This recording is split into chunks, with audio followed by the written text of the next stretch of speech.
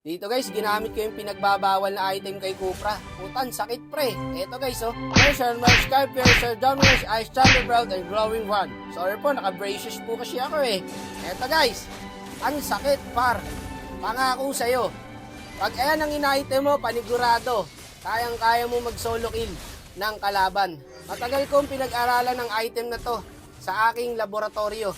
And ngayon ko lang napagtanto na napakasakit po talaga pag eto ang in-item mo kay Cupra. Tignan mo naman, nangalati yung buhay ng Matilda. Wala pa yan. Nagsisimula pa lang po tayo mga kapatid. Antayin nyo ako magka-Sky Piercer. Makikita nyo. Tamo, sakit Kayang-kaya talaga sumolokin na itong Cupra na to guys. Grabe yung pagsusuri ko sa item na to par. 45 days kong pinag-aralan. Parang manok lang. At tingin ko, ngayong araw na po, ang nakatakda para i-share sa inyo ang nalalaman ko. Pero guys, situational to kasi nasa solo RG ako eh. Pag matino ang kampi guys, pwede nyo subukan ang item na to.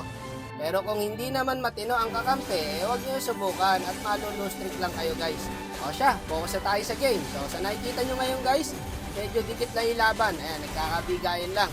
Tignan nyo mamaya guys, parang ako talaga naging jungle dito eh. Kasi tignan mo yung Lancelot ko. Tanggala na yung ronda ng ronda eh. Sayang tuloy yung pwesto ko.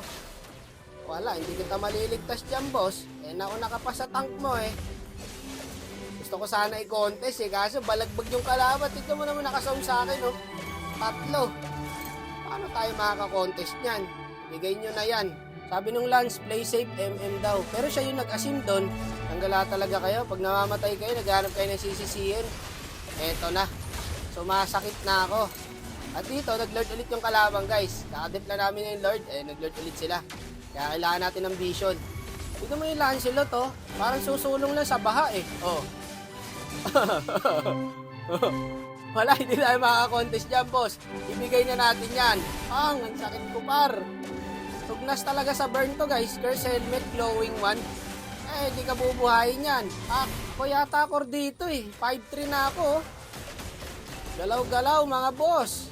Sayang naman yung nilabas kong meta. Kung matatalo lang to. Hindi tayo papayag niyan. Saan ka pupunta, boss? Mega kill na tayo, guys. Ang kaso, tapos yata sa suyo to. Wala kayong planong umuwi? Tanggala, naglakad. Hindi, lakarin mo yan. Aabot ka dyan. Buti na lang, may ulti ako. At natin pa natin, guys. Hindi mo may end dyan, boss. Patay ka na, loko. Pag inabot kita ngayon. Pakalmot nga, boss. Pak! Unstoppable na, guys. 7-4 na ang standing natin. Nagpapitas pa yung Lancelot, my lord. Kaya ang ginawa ko, pumesto na ako dito guys. Try natin i-contest, wala tayong magagawa. Kailangan gumawa ka talaga ng paraan para manalo dito sa solo na to. Sabi ko, wait lang, akong bahala. Nakakaramdam yata yung suyo, nandito ako guys Solo kill sa akin to guys, pag inabot ng first kill ko to. Kaso dito guys, nagdalawang isip ako. Kaya kinancel ko. Kaya ang ginawa ko dito, ulti flicker na lang guys. Wala na par, di na mabubuhay to. Sakit to, laki pa ng buhay. Nasaan kayo? Need backup, yung buhay wala ng lord. Baliktad, yung lord pala wala ng buhay. Ayun, yung lord par, nice one. Good job team. Ayun ubos ang kalaban, wipe out guys. Panalo pa.